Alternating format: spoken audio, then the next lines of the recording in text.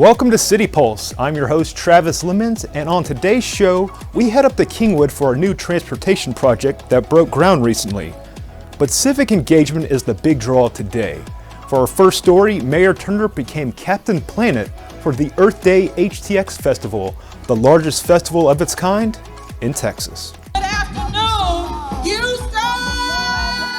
Look, y'all, it's a beautiful day in H-Town. We are celebrating the Earth Day Festival 2023. Today at Earth Day Houston Festival, we are celebrating the many successes of our city departments through projects and initiatives that promote a cleaner, greener Houston.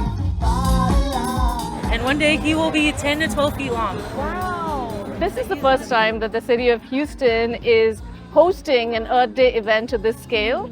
And this, what we are seeing today, is the culmination of the Earth Day celebration with this festival. We wanted to invite community, we wanted to educate. Not a lot of people know that we actually do have river otters and beavers that are native to Texas. So it's just a celebration of how much this administration has done and that it takes a whole community to come together and really make a change. Doesn't have very many leaves, but I promise you it's a change. All good, all good. Wow. Big supporter of Earth Day, City of Houston, and want to see what they put together. And I love this little tiny house. To all of you who are out here, it is about making our environment a much safer, cleaner place in which to live. And so let me thank all of you for participating. And just remember, if we're going to save our planet, it's up to each and every one of us. So let's do our part. No one has to do everything, but if everybody does something, then everything gets done. Sticking with the Earth Day theme, Mayor Turner was the Demolition Man, joining Department of Neighborhoods Director Takasha Francis in outlining this year's Demolition Initiative. And I'm excited to report that in the first quarter, over 100 dangerous residential structures have been demolished by the city. Mr. Mayor, tear down this house. Dangerous buildings like these are a threat to public health and safety. They not only contribute to neighborhood blight, but serve as haven for criminal activities such as vagrancy, assault, illegal drug use or sale, gang activities, squatters, human trafficking, graffiti, and quite frankly, blight will bring down the whole street and will bring down the whole neighborhood. So we're looking at this house behind us right here, and we've got a big machine to take it down, but we're also looking up the street at one of the next houses that's going to need some attention and some love. Demolishing dangerous buildings align with both initiatives and greatly improves the ambience of our neighborhood and residents' quality of life. It's been an eyesore of the community for years, and I'm very overjoyed that they're getting a chance to tear it down. Dangerous buildings blight degrades neighborhoods, especially poor, underserved communities. I actually think it's pretty terrific that they've got money to be able to do that. The house has been candidly an eyesore in the neighborhood for years. But the commitment I make to the people of the city of Houston is that we will work until December 31st, 11:59 p.m. to get the job done. Since 2016, more than 11,000 cases of dangerous buildings in Houston have been resolved. Switching from tearing down to breaking ground, a major improvement is coming to Kingwood. A new overpass will give some ease to rush hour slowdowns and make things easier for emergency vehicles going in and out of the community. Good morning, everyone, and welcome to the Northpark Drive expansion groundbreaking. We're building the bridge to go over the railroad tracks, and the importance of that is on the east side of the bridge, which is over here in Kingwood, we have the fire stations. On the west side, we have a large hospital and a Lone Star College. So the what if factor, what if there's a fire on the west side of 59 in a railroad cars are coming from north to south blocking the intersection, how do you get fire vehicles from east side of 59 to the west side of 59? That's always been a safety concern for me. More importantly than that is the evacuation route for people in the event of another hurricane. As you know, Kingwood became an island in 2017 when Hurricane Harvey hit. We could not get Red Cross in here. We could not get people to the George R. Brown where they were to receive medical treatment because we had people that were seriously ill that needed medical attention and we couldn't get them to medical attention. So this route will be elevated up above the floodplain area, above the floodway, and it'll be a true evacuation route. I could not agree more with Mayor Pro Tem Martin's remarks about the significance of this project.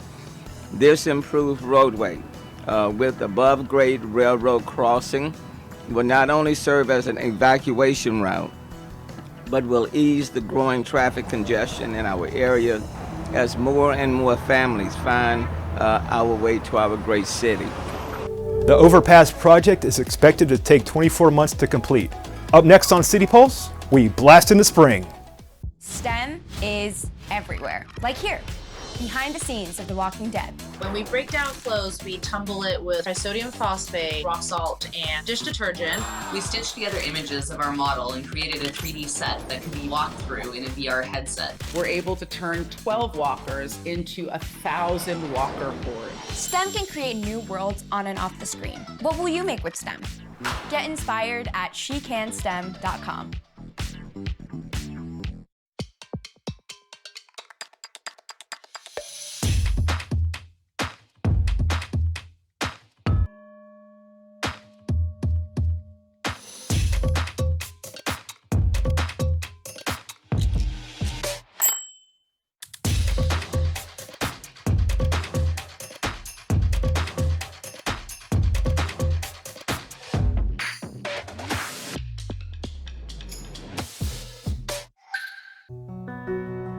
Victor deployed for the first time to Afghanistan in 2003. He sustained a moderate traumatic brain injury. Basically, he had to relearn everything. One of the most important elements of caregiving is taking care of yourself.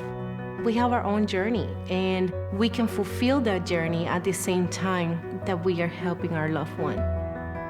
Visit aarp.org/caregiving for a free military veterans guide to navigate your caregiving journey. The family's visit to the forest inspired a beautiful question. Mother, mother, am I a tree? You tell me to stand tall. You tell me to stay rooted. I think I am a tree. My child, of course you are. But what kind of tree will you be?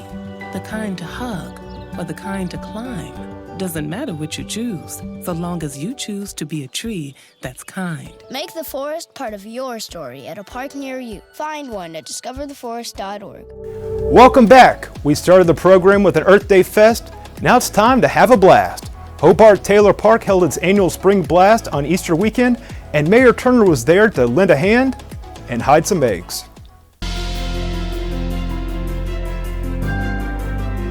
Every year on Good Friday, we are right out here at Hobart Taylor Park handing out Easter baskets and food to these kids, family members right here, out here in Northeast Houston. This is Spring Blast, Impacting Houston, which is an event to celebrate community in advance of Easter every Good Friday. 2, 1. I enjoyed it. I got like 10 baskets. I got hair and I got food. Yeah, I enjoyed it. I like the energy that's here. It's very positive. I love kids, so just seeing kids play and have fun is exciting to me. Cynthia Bailey is the lead organizer. They provide hundreds of Easter baskets to these kids, and look, they come lining up waiting for them, all on Good Friday. Just the enjoyment and the memories that get created, those are invaluable. But like whenever they had the mayor in a circle and they was singing and stuff like that. That I give my life to you. I really enjoyed it. I was actually supposed to perform, but I had so many people come to my table, so my small business was still super successful. You don't really see a lot of people just getting together in a big group as much anymore. I appreciated seeing that. And so having an opportunity to create memories, create community, create a sense of enjoyment, I think is critical. Kids in every neighborhood deserve quality neighborhood parks that they can walk to, bike to, Assembly Drive to. And that's why we're here at Hope Taylor Park, because it's a local neighborhood park that will benefit communities.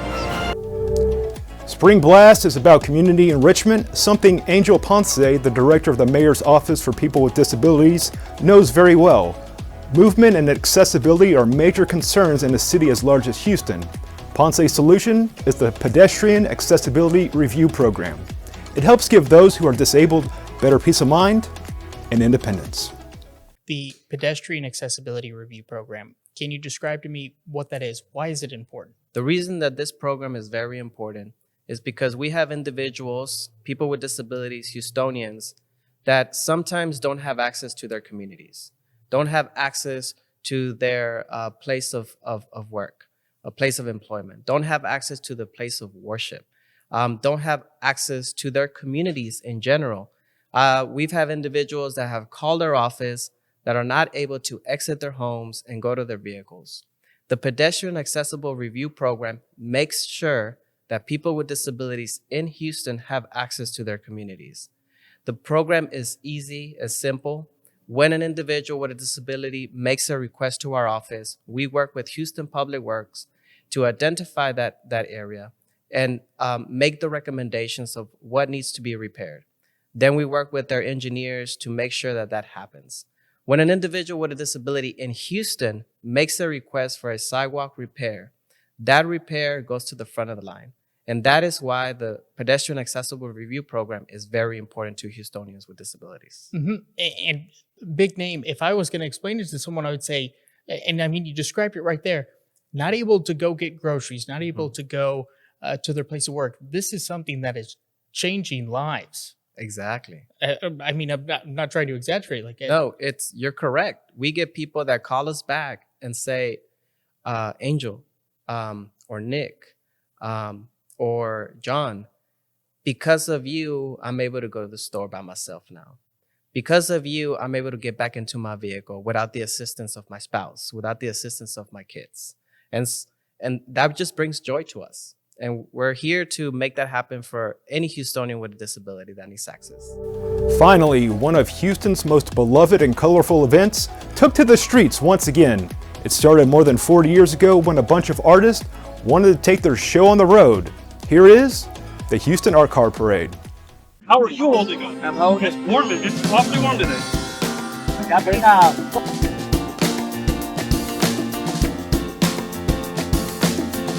The inspiration was Stevie Ray Vaughan, who is a Texas musician. The students, I'm a teacher, my students and I created this, and they picked out Stevie Ray Vaughan to make a tribute to. It takes about 3.5 months, and I have about 16, 15 students that I handpicked to be part of the Art Car Club. And the cars that the kids did go to museums and galleries around the world, so I give them away.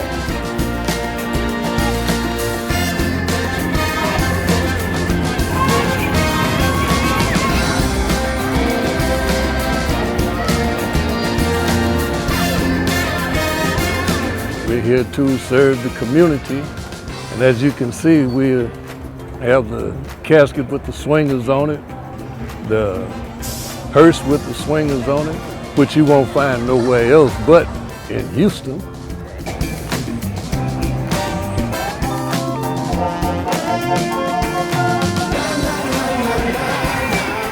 It was like 40 art cars back in 1990, and then now, of course, it's almost 300. It's a way to express yourself, and instead of having your art sitting in a gallery somewhere, you're driving it around for everybody to see. So it's more available.